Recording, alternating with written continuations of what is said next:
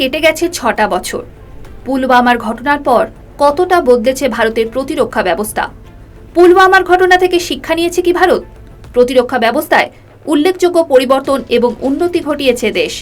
2019 সালের 14 ফেব্রুয়ারি 78টি গাড়িতে 2500 সিআরপিএফকে সঙ্গে নিয়ে কনভয় রওনা দিয়েছিল জম্মু থেকে শ্রীনগরের দিকে। গাড়িগুলি চলছিল 44 নম্বর ন্যাশনাল হাইওয়েতে। আচমকা কনভয়ে ঢুকে পড়ে একটি বাস।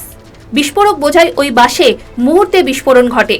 ৭৬তম ব্যাটালিয়নের 40 জন সেনা শহীদ হন ঘটনায়। ইতিউতি জ্বলতে থাকে আগুনের শিখা। পাকিস্তানের জঙ্গি সংগঠন জেইশে মোহাম্মদ এই ঘটনার দায় স্বীকার করেছিল, যা ভারতের নিরাপত্তা এবং প্রতিরক্ষা ব্যবস্থার উপর গভীর প্রভাব ফেলেছিল। ঘটনা পরবর্তীতে বেশ কিছু নতুন পদক্ষেপ নিয়েছিল ভারত সরকার। ব্যালিস্টিক মিসাইল ও ড্রোন প্রযুক্তির উন্নতি। এই ঘটনার পর Bharat ballistic missile defence system এবং ড্রোন প্রযুক্তিতে বিশেষ মনোযোগ দিয়েছিল। বৃদ্ধি করা হয়েছিল বিনিয়োগ। উন্নত ড্রোন ব্যবহার করে সন্ত্রাস বিরোধী অভিযান এবং নজরদারির ব্যবস্থা বর্তমানে আরও বেশি কার্যকর করা হয়েছে। পুলওয়ামা হামলার পর ভারত বালাকোট এয়ার স্ট্রাইক চালিয়ে পাকিস্তানের জঙ্গি ঘাঁটি লক্ষ্য করে ক্ষেপণাস্ত্র হামলা চালায়।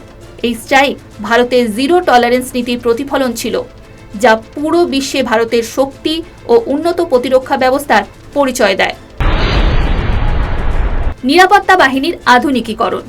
পুলওয়ামা হামলার পর ভারত তার সেনাবাহিনী এবং পুলিশ বাহিনীর আধুনিকীকরণ এবং প্রশিক্ষণ আরও জোরদার করেছিল।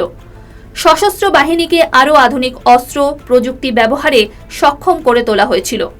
এছাড়া সাইবার প্রতিরক্ষা ব্যবস্থা এবং র্যাডার সিস্টেমকে উন্নত করা হয়েছিল।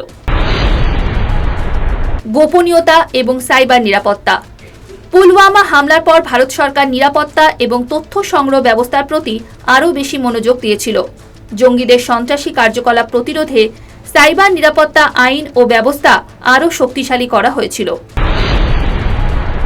পাকিস্তান সীমান্তে নিরাপত্তা ব্যবস্থা। এই ঘটনার পর পাকিস্তান সীমান্তে ভারতীয় সেনাবাহিনী ও নিরাপত্তা বাহিনীর উপস্থিতি ও নজরদারি বৃদ্ধি করা হয়েছে। সন্ত্রাসী কার্যকলাপ মোকাবিলার জন্য সীমান্তে আধুনিক প্রযুক্তি ব্যবহার করা হচ্ছে। প্রতিরক্ষা বাজেট এবং অর্ডার। ভারত সরকার এই ঘটনার পর প্রতিরক্ষা বাজেট বৃদ্ধি করেছে। এর সাথে আধুনিক অস্ত্রশস্ত্র সংগ্রহের কাজও দ্রুত সম্পন্ন করছে। ভারতের প্রতিরক্ষায় যোগ হয়েছে রাফাল যুদ্ধবিমান, অ্যাচিলিস র্যাডার সিস্টেম এবং সুবির আন্ডার ওয়াটার সিস্টেমের মতো অত্যাধুনিক প্রযুক্তি। সন্ত্রাস বিরোধী আইন এবং অপারেশন। এই ঘটনার পর সন্ত্রাস বিরোধী অভিযানে ভারতীয় সেনাবাহিনী আরও বেশি কার্যকরী সিদ্ধান্ত নিয়েছে। বিশেষ করে কাশ্মীর উপত্যকায় সন্ত্রাসী কার্যকলাপকে নির্মূল করার জন্য আধুনিক কৌশল এবং প্রযুক্তি ব্যবহার করা হচ্ছে। বাড়ানো হয়েছে এনআইএ এবং এনএসজির মতো সন্ত্রাস বিরোধী সংস্থাগুলির কার্যকারিতাও। অপারেশন সংহতি এবং আন্তঃবাহিনী সহযোগিতা। ভারতের সশস্ত্র বাহিনী গত কয়েক বছরে নিজেদের মধ্যে সমন্বয় বৃদ্ধি করেছে। সেনাবাহিনী, নৌবাহিনী এবং বিমান বাহিনীর মধ্যে যোগাযোগ এবং সহযোগিতা আরও শক্তিশালী হয়েছে। যদিও 2019-এর 14 ফেব্রুয়ারি ঘটনার পর চুপ থাকেনি দিল্লি। পাকিস্তানের মাটিতে গিয়ে বালাকোটের জঙ্গি শিবিরকে মাটিতে মিশিয়ে দেয় ভারতের বায়ুসেনা। তার পাল্টা হামলার চেষ্টায় ভারতের আকাশ সীমায় ঢুকে পড়ে পাক যুদ্ধবিমান। পাল্টা যুদ্ধবিমান নিয়ে ধাওয়া করেন ভারতের উইং কমান্ডার অভিনন্দন বর্তমান। শেষ পর্যন্ত পাকিস্তানের বর্ডারে ঢুকে যায় অভিনন্দন।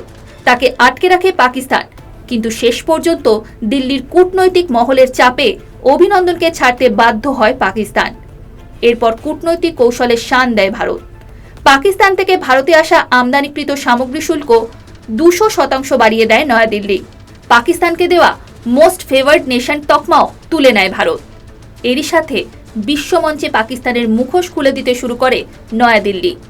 প্রতিবেদন ভালো লাগলে লাইক দিন, সাবস্ক্রাইব করুন আর দেখতে থাকুন বেঙ্গল ফ্যাক্টস।